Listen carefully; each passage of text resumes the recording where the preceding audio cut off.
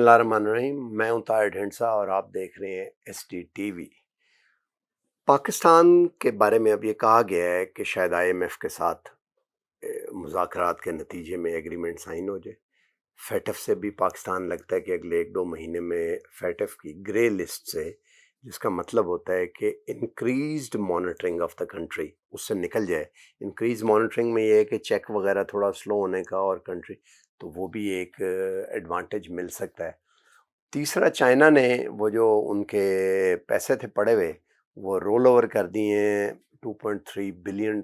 Roll over का मतलब ये होता है कि अगर आज अदायगी करनी थी तो 1 साल के लिए उसकी अदायगी मौखर कर दी है, तो अगले 1 साल तक वो भी रहेंगे। और 2.5 यानी $2.5 अरब से लेके $2.8 अरब की एडिशनल असिस्टेंस, मदद भी वो मुहैया करेंगे। अब क्या वो फंड इसी तरह प्लेस करते हैं या वो कोई इन्वेस्टमेंट होती है, तो लगता ये है कि जो बैलेंस ऑफ पेमेंट का क्राइसिस था वो तो कम से कम इस फिजिकल ईयर के लिए मौखर हो गया। तो पाकिस्तान अब डिफ़ॉल्ट तो नहीं करने जा रहा है, एक बात तो नाउ इट इज़ सर्टन।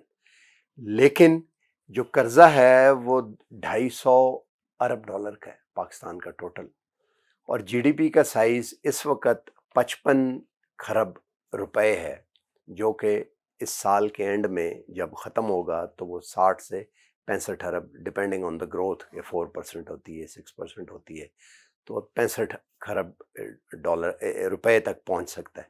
इसका मतलब ये हुआ कि 72% आपकी GDP के साइज़ के बराबर है, और अगर रुपया स्लाइड करता रहे तो ये 100% तक भी हो सकता है।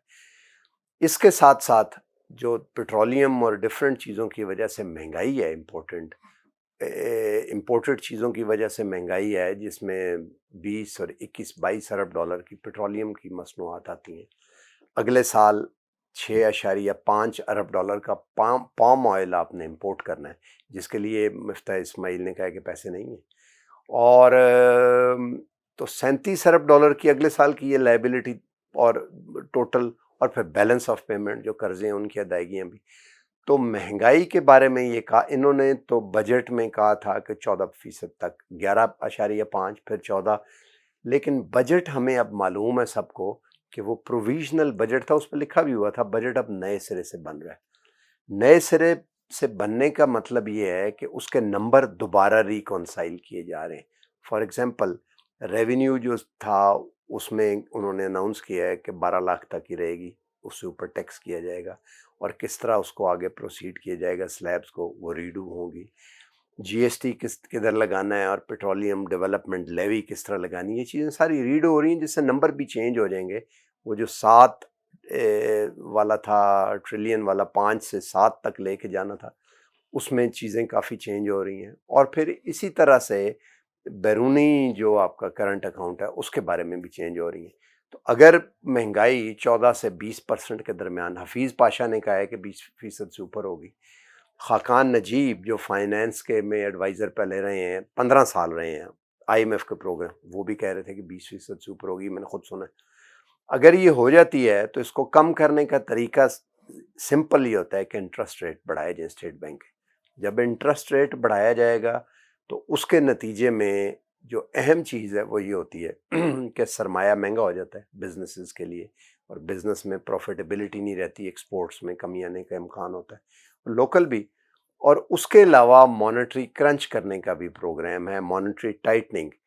मॉनेटरी टाइटनिंग होती है कि स्टेट बैंक कुछ पैसे से वो लोग लेते हैं और उस पर कुछ कर्ज देते हैं, कुछ सूद लेके पैसे वापस ले लेते हैं, जिसे ट्रेजरी बिल, PIB कहते हैं बिल्स, या ट्रेजरी बिल्स कहते हैं, जिसे गवर्नमेंट पेपर कहा जाता है। तो जब स्टेट बैंक वो पेपर की मुद्दत ख़त्म हो जाती है तो वो पैसे वापस चले जाते हैं, और वो दोबारा उतने ही अरब डॉलर के, रुपए के सॉरी, वो दोबारा मार्केट में वो ऑक्शन करते हैं उसके ऊपर कुछ कर्ज रख के या सूद रख के, शरा कुछ PIB उसे रेट कहते हैं। तो वो भी अगर मॉनेटरी टाइटनिंग होती है तो इसका मतलब है कि जब आपने वापस आए वो दोबारा लॉन्च करने में गैप दे दिया, तो ज़र ना सिर्फ एब्सेंट होना शुरू हो जाता है मार्केट से, बल्कि महंगा भी हो जाता है। तो बिज़नेस कैसे हो करने के लिए, तो जो कोर बिज़नेस है, जो डेवलपमेंट है, तरक्की की शरह, वो फिर कम हो जाती है। 6 की बजाय نیچے آ جاتی ہے، جیسے اوور ہیٹ اکانومی. تو یہ ساری چیزوں کے اوپر اب ایک قسم کا کنسنس، اس میں اب کوئی نیوز نہیں ہے. جو میں آپ کو بات بتا رہا ہوں یہ میں صرف اس لیے کہ آپ کی میموری فریش ہو جائے. یہ اب سب کو پتہ ہے کہ آگے یہ ہونے والا ہے. اس کا نتیجہ کیا ہے؟ اس کا نتیجہ یہ ہے کہ اگلا آنے والا سال جو ہے اٹس اے چیلنج، کہ آئی ایم ایف نے ٹائٹ کیا ہوا ہے، سبسڈیز اس طرح آپ دے نہیں سکیں گے، مہنگائی بڑھے گی، گورننس کی، اور اس کے ساتھ ساتھ آپ نے گروتھ بھی مینٹین کرنی ہے ایک سٹیج سے، کیونکہ 4% سے اگر نیچے ہو جائے تو وہ تو پھر نیگیٹو میں ایک طرح سے نامینل گروتھ ہی سمجھے نا اسے. تو آپ تو اس کو اب کس طرح اچیو کیا جائے گا، گورنمنٹ کیا کرے گی؟ اس کا جواب یہی ہو سکتا ہے کہ جو پولیٹیکل انسرٹینٹی ہے اس کا جواب شاید ہو سکتا ہے اکانومی کی بجائے کہیں اور ہو. ایک دفعہ پھر ہم نے ایک اہم جرنلسٹ کو مدعو کیا ہے. آپ ڈان کے بیورو چیف بھی ہیں اور ساتھ ہی ڈائریکٹر پروگرام بھی ہیں، افتخار شرائی صاحب. Very warm welcome. آپ کا تجربہ کیا کہتا ہے؟ آپ نے یہ سارے دور پہلے بھی اور پلیٹ فارم سے، پرنٹ سے، بیرون ملک رہ کے یہ ساری چیزیں آپ نے یہ دیکھی ہوئی ہیں. تو اگلے سال میں جو بھی گورنمنٹ ہو، الیکشن ہوتے ہیں یا نہیں ہوتے، کہ یہی کنٹینیو کرتے ہیں، کیسا دیکھ رہے ہیں آپ اگلا سال؟ اب دیکھیں، میرا خیال میں جو آپ نے پکچر ڈرا کی ہے طاہر صاحب، بڑی ہی پریشان کن، اس میں تو کوئی شک نہیں ہے. اور جو بھی نئی حکومت آئے گی اس کے لیے چیلنجز پہلے سے کہیں بڑھ جائیں گے. آپ نے دیکھا ہے کہ اب بھی اگر خان صاحب کے بعد یہ حکومت آئی اور 9 جماعتوں کی حکومت، جس کے اندر 2 جماعتیں تو ایسی ہیں کہ جو کم از کم 3 سے 4 بار اس ملک میں حکمرانی کر چکی ہیں، لیکن حالت اس وقت یہ ہے کہ انہیں سمجھ نہیں آ رہی کہ کس طرح سے شروع کریں، کہاں سے شروعات کریں اور کیسے چیزوں کو ٹھیک کیا جائے. اگرچہ ہم ان کی سنسیئرٹی پہ شک نہیں کر رہے، لیکن انہیں سمجھ نہیں آ رہا کہ کیا کیا جائے. تو میرا خیال میں آنے والا وقت، جو پکچر آپ نے ڈرا کی، بالکل اسی طرح ہے کہ ہمارے لیے صورتحال اور زیادہ مشکل تر ہوتی جائے گی. لیکن کیا کریں کہ ہمارے پاس کوئی اب سلوشنز تو ایزی مجھے تو نظر نہیں آ رہے. ہونا کیا ہے کہ آپ اپنی بیلٹ کو کتنا اور ٹائٹ کریں گے، نہیں ہو سکتے سے زیادہ آپ کیا کر سکتے ہیں. آپ کیا سالانہ ترقیاتی پروگرام میں سے اور کوئی پیسے نکالیں گے؟ گویا کہ ملک کے اندر جو ضروری منصوبے ہیں کہ آپ ان کو ختم کرنا چاہ رہے ہیں، ان کو بند کرنا ان میں چاہ سے رہے ہیں، کچھ نہیں تو ہو کریں گے. سکتا. یہ کچھ کرنے پڑیں گے 100 ارب تو انہوں نے کہہ دیے. بالکل، لیکن اس سے زیادہ تو آپ آگے نہیں جا پائیں گے. صوبوں سے جو سرپلس آنا تھا ٹیکس میں، وہ بھی لگتا ہے کہ اب شاید نہیں آئے گا. نہیں آ پائے گا. اور دوسرا یہ ہے کہ اگر آپ ایزی سولوشنز یہ سمجھتے ہیں کہ پھر آپ ٹیکس ٹارگٹس بڑھا دیں گے تو لوگوں سے کتنا کچھ آپ وصول کریں گے. پہلے لوگ بہت مشکل صورتحال کا شکار ہیں، ان کے پاس میرے خیال میں اب باقی کوئی جوس نہیں بچا جو آپ نچوڑنا چاہ رہے ہیں. تو پھر ہے کیا؟ میرے خیال میں ہے تو کچھ لانگ ٹرم سولوشنز، اور جو شارٹ ٹرم ہے وہ تو یہی ہے کہ ایک تو رول اوور ہو گیا، ساتھ میں کچھ ایڈیشنل سپورٹ آ گئی، اور اللہ کرے کہ کچھ اور آ جائے. پھر ہم چاہے ایران کو انگیج بھی کر رہے ہیں. آپ کو معلوم ہے کہ ہمارے اس وقت توانائی کے پیٹرولیم کے منسٹر وہاں بیٹھے ہیں، اس سے پہلے وزیر خارجہ بھی ہو کے آئے ہیں. تو میرا خیال میں انرجی کا سب سے بڑا ایشو ہمارا ہے کہ ہمیں شاید وہاں سے ایک سستی بجلی ملتی ہے، کچھ پیٹرول کے حوالے سے petroleum product gas pipeline بنی گیس ہوئی ہے. پائپ لائن ہمارے دروازے پہ پڑی ہے. تو میرا خیال میں اگر آپ جو بات کر رہے ہیں، ایک تو یہ کہ اکنامک اینڈ پہ تو ہمیں ان سولوشنز کی طرف جانا پڑے گا، کہ ایک تو یہ کہ ہمیں کچھ سپورٹ مل جائے، فائنینشیل سپورٹ، کہ جو شاید تھوڑی بہت مل رہی ہے، اور ساتھ میں ہمیں کوئی چیپر سورس آف انرجی کی طرف جانا پڑے گا، جو کہ میرے خیال میں اس وقت ہمارے پاس واحد ایک آپشن ہے، وہ ایران کی آپشن ہے. اس حوالے سے جو ہمارے اوپر عالمی دباؤ ہیں، میرے خیال میں انہیں بھی سمجھانا چاہیے کہ اب اس آپشن کی طرف ہم نہیں جائیں گے. تو سری لنکا تو بڑا چھوٹا ملک ہے، پاکستان 24-26 کروڑ کا ملک ہے، میرے خیال میں یہ ڈیفالٹ کرنا افورڈ نہیں کرتا. تو ایک تو اس طرف جانا پڑے گا. اور پھر آپ نے جو ایک ہنٹ دیا کہ اس ملک کے اندر جو پولیٹیکل اسٹیبلٹی ہے، میرے خیال میں بہت وائٹل ہے. اگر وہ آپ لے کے آتے ہیں تو اس ملک میں میرے خیال میں آج تک اگر فارن انویسٹمنٹ نہیں آئی تو 2 بنیادی وجوہات ہیں. ایک تو یہ ہے کہ کوئی بھی گورنمنٹ اپنی مدت مکمل نہیں کر پاتی، اور اگر کر بھی پاتی ہے تو آپ نے دیکھا ہے کہ 2008 سے لے کے 13 تک اور 13 سے لے کے پھر 18 تک اگرچہ 2 حکومتیں رہی ہیں، لیکن ان دوران بھی جو سیاسی حالات تھے بڑی ابتری کا شکار رہے ہیں. مظاہرے ہوتے رہے، لانگ مارچ ہوتے رہے. تو ان چیزوں کو دیکھ کے میرا خیال میں ہم تو کہتے ہیں کہ انٹرنیشنل انویسٹر، آپ کا جو لوکل انویسٹر ہے، وہ بھی سرمایہ یہاں سے نکال کے کہیں اور لے کے چلا جاتا ہے. تو میں سمجھتا ہوں کہ اس وقت ہماری جو پولیٹیکل ایلیٹ ہے اس کا وزڈم کا امتحان ہے کہ اگر وہ سمجھتے ہیں کہ اس ملک کو ہم نے ڈیفالٹ سے بچانا ہے، اس ملک کے عام آدمی پہ اور دباؤ نہیں ڈالنا، اور ہم نے کچھ لانگ ٹرم اور بہتر سولوشنز کی طرف جانا ہے، تو پہلے مرحلے میں تو ہمیں سیاسی استحکام لے کے آنا پڑے گا. کس طرح ہے وہ؟ اس کو اس حوالے سے میرے خیال میں دنیا میں بڑے ماڈلز ہیں جہاں پہ بہت ساری جماعتیں, آپ نے اپنے نیبرہڈ میں دیکھیں ہندوستان کے اندر, وہاں پہ ایک پولیٹیکل ہارمنی ہے. اگرچہ الیکشن ہو جاتے ہیں اور اس کے بعد جو بھی نتائج آتے ہیں, وہ کانگریس ہو, بی جے پی ہو, یا پھر صوبوں کے اندر دیگر جماعتیں ہوں جو طویل عرصے تک اقتدار میں رہتی ہیں, لیکن اگر رجیم چینج آتا ہے تو اس کو ایکسیپٹ کیا جاتا ہے. آج اگر پنجاب کے اندر عام آدمی پارٹی یا دلی کے اندر ان کی حکومت ہے, تو آپ کو کہیں لگ رہا ہے وہاں پہ کہ وہاں پہ ان کو ڈسٹرب کیا جا رہا ہے؟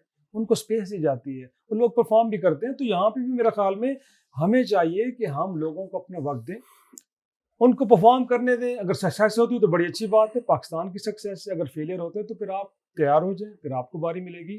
تو میرے خیال میں ہمیں تھوڑا سا سیاسی حوصلہ دکھانا پڑے گا, جو کہ پچھلے 75 برسوں میں ہم اس کو مس کر رہے ہیں. طاہر صاحب, یہ آ جائے گا. اس کے ساتھ جو سب سے بڑا پرابلم ہمارے ہے وہ سیکیورٹی کا ہے. آپ کو معلوم ہے کہ پاکستان افغانستان کو لے کے, ہندوستان کو لے کے بڑے عرصے تک ڈسٹرب رہا ہے. میرے خیال میں ان ایشوز کو بھی ہمیں بڑے ایگریسولی اور بڑے سیریسلی ایڈریس کرنا چاہیے. اس کے اوپر پولیٹیکل پوائنٹ اسکورنگ کرنے کے بجائے اب آنے والے دنوں میں شاید ان کیمرہ اس کے اوپر بریفنگ بھی ہونے جا رہی ہے, اور ہماری ملٹری قیادت سیاستدانوں کو بتانے جا رہی ہے کہ کیا سچویشن ڈیمانڈ کر رہی ہے اور ہمیں کیا کرنا چاہیے. تو میں سمجھتا ہوں کہ اس معاملے پہ بھی ہمیں سیم پیج پہ ہونا پڑے گا, تب جا کے ہم انٹرنیشنل انویسٹر کو کہیں اٹریکٹ کر پائیں گے.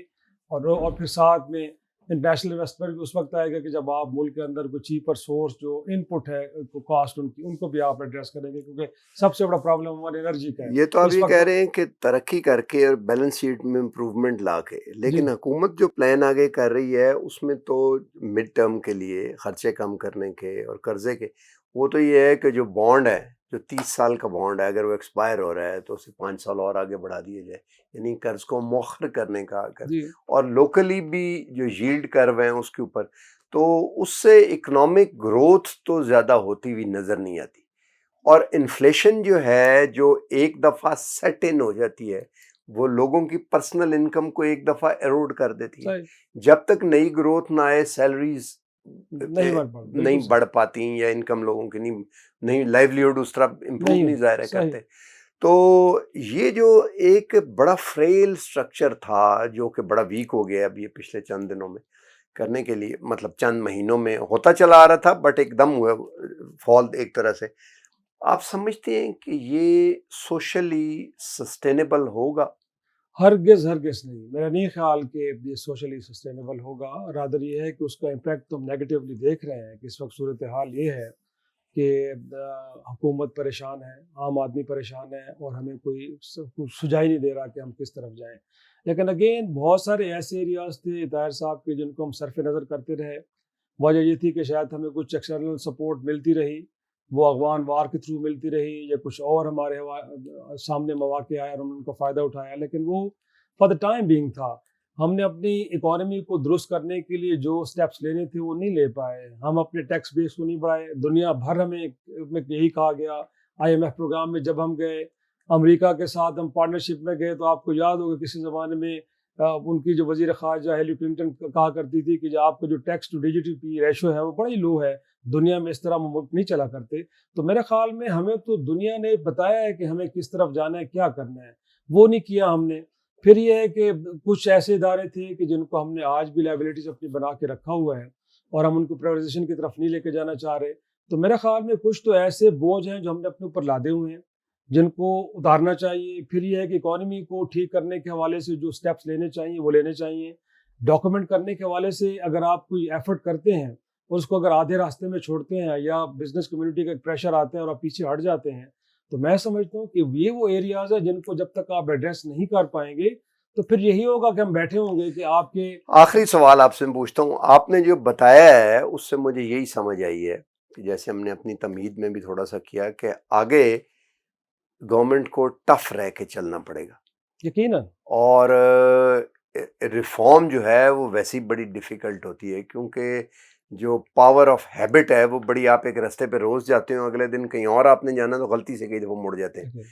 تو ان ساری چیزوں کے ساتھ جو ہے اس کی پولیٹیکل سپورٹ کہاں سے آئے گی, کیونکہ لوگوں کے پاس جیبوں میں سے پیسے بھی نکل رہے ہیں, کھانے کے لیے بھی کم جا رہا ہے, اور ہو سکتا ہے وہ خوش بھی نہ ہو حکومت سے. اس کی پولیٹیکل سپورٹ کہاں سے آئے گی؟ میرا خیال میں طاہر صاحب، ہم کہیں پچھلے دنوں جب فیٹ آف کے معاملے پہ ایک پازیٹیو نیوز آئی تو وہاں پہ بھی میں نے یہی آرگومنٹ دیا کہ اس ملک کے اندر آپ نے اگر ایشوز کو ایڈریس کرنا ہو تو اگرچہ یہ ایک بڑی بیٹر ریالٹی ہے، لیکن بہرحال اس ملک کے اندر ملٹری اسٹیبلشمنٹ کا ایک پولیٹیکل رول بھی ہے اور بعض اوقات پازیٹیو بھی ہوتا ہے. ہم نے دیکھا کہ جب فاٹر ریفارمز کرنے جا رہے تھے تو پولیٹیکل فرنٹ کے اوپر ہمیں سنسیئرٹی نظر نہیں آ رہی تھی، لیکن جب ملٹری اسٹیبلشمنٹ نے پوش کیا تو اس پارلیمان نے ان کو مین اسٹریم کیا، ہو گئے. اور پھر فیٹ اپ جیسے معاملے کے اوپر جب اتنی ہارڈ کنڈیشنز آئیں اور انیشلی مجھے اور آپ کو بھی لگ رہا تھا کہ پتہ نہیں پاکستان ان کو کیسے فلفل کرے گا، اپنے فائنینشیل سسٹم کے اندر جو خرابی ان کو کیسے دور کیا جائے گا.